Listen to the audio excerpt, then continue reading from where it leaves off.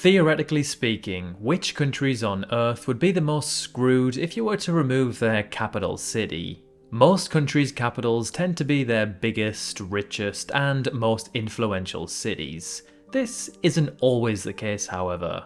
For example, let's take Pakistan, whose capital city, Islamabad, has a population of around 1.2 million, which makes it a pretty big and important city. However, travel some 1100 kilometers south and you'll arrive in the city described as the financial and industrial capital of the country, Karachi. Karachi has a population of some 15 million, making it one of the biggest cities on the planet. It is some 12 times more populated than its capital. Removing Islamabad would of course have some far-reaching negative effects, but as only around 0.5% of the population lives in this city, it's fair to say that removing Karachi would be far worse. The same can't be said for England/the UK, whose capital city is by far and away the most important in the country. London isn't just easily the most populated city in the country, but it's also the financial, political, and entertainment hub of the country. Removing London would be unbelievably catastrophic for the country. Now, it's hard to give an exact figure, but estimates suggest that London's GDP is around 670 to 700 billion US dollars. Which means if it were its own independent country, it would rank as the 22nd richest on Earth in terms of economy size. That's a larger economy than Belgium, Sweden, or Argentina. Some 10 million or so people live in London, so in removing it, the UK would lose around 15% of its entire population. As mentioned earlier, London is also the political centre of the country. It is home to both Parliament and 10 Downing Street, where the Prime Minister resides. The 10 most visited tourist attractions in the country are all also found in London. 4 of the country's 5 busiest airports, and 17 professional football teams, of which 7 are in the Premier League. I think you get the point. London is the absolute heart and backbone of the United Kingdom. Without it, the country would be in astronomical turmoil. The exact amount of city-states around the world is actually not universally agreed upon. However, the 3 that are generally accepted to definitely be city-states are Singapore, Vatican City, and Monaco. A city-state is essentially a small independent country that is made up entirely of a single city. It functions as its own sovereign entity with its own government and laws. Now, as they are basically made up out of just one city, which is also their de facto capital, removing them would therefore remove the entire country, so these 3 countries could be described as being the most screwed. Another country that would be completely and utterly screwed if it lost its capital is Japan. Tokyo's metro population is somewhere between 37 and 41 million, depending on your definition and boundaries. This is around a third of the entire country. Now, going by this figure, Tokyo is the world's most populous city. Some sources also claim it to be the richest too in terms of GDP, at somewhere between 1.5 and 2 trillion US dollars. With Japan's total GDP sitting at around 4.1 trillion, this means that Tokyo is responsible for maybe around 40% or so of the country's entire economy. Just like London, Tokyo is also the political centre of the country. It is also arguably the entertainment centre too, although it does have cities like Osaka, which could give it a run for its money. The city is also home to Haneda Airport, which is by far the country's busiest. Let's switch it up a little and move away from gigantic powerhouse cities and move over to a more relaxed and chilled city, Reykjavik of Iceland. So today Iceland's population is around 380,000. Of that, some 140,000 live in its capital, Reykjavik. This means that over a third of the entire country lives within this one city, so in removing it, you'd remove a significant chunk of the country's population. But is Iceland the country with the highest percentage of its population living in its capital, excluding city-states of course?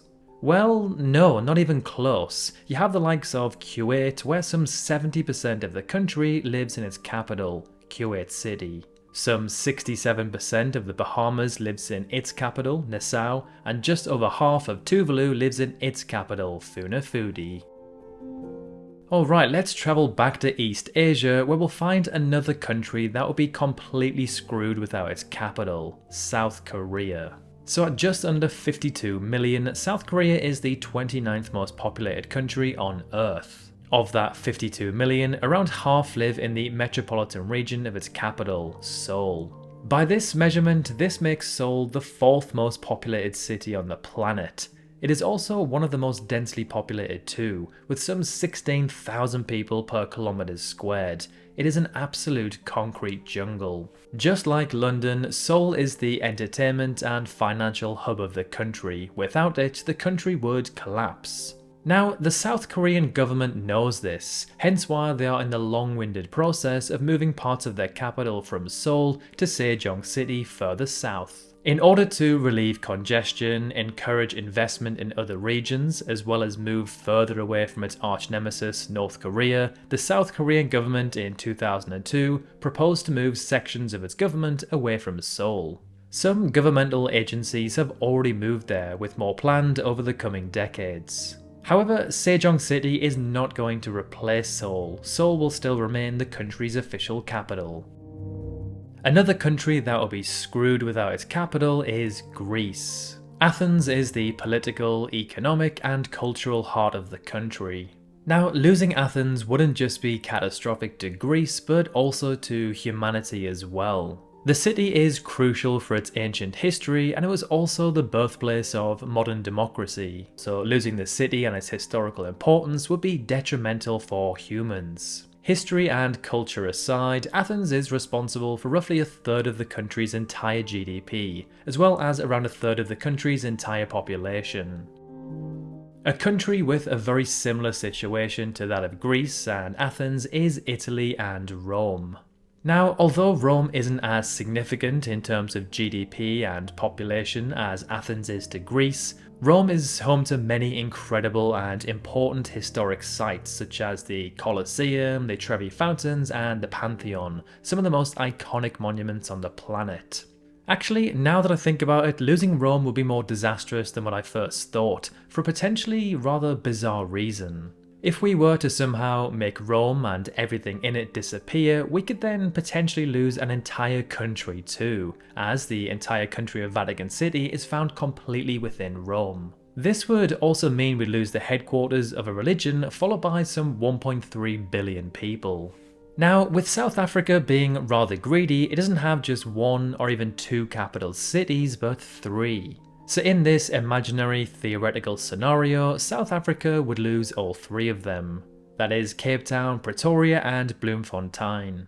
Pretoria is the administrative capital. This is where the president and most government departments are based. Cape Town is the legislative capital. This is where the parliament meets and makes laws. And finally, Bloemfontein is the judicial capital, which is home to the highest court and where it deals with the country's legal matters. The reason why South Africa has three capitals is to try and balance power and represent different regions. So in this video, all three will therefore be removed, wiping out their 2nd, 4th, and 9th most populated cities.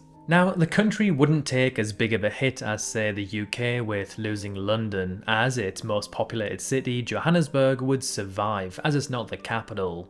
The city is also the country's economic hub. Around a third of the country's entire GDP comes from Joburg alone, as the city's GDP is around 130 billion US dollars. When it comes to cumulative wealth, Johannesburg actually holds the most on the entire continent. So, although losing the three capitals would be a significant blow, South Africa wouldn't be in the worst possible situation in this video.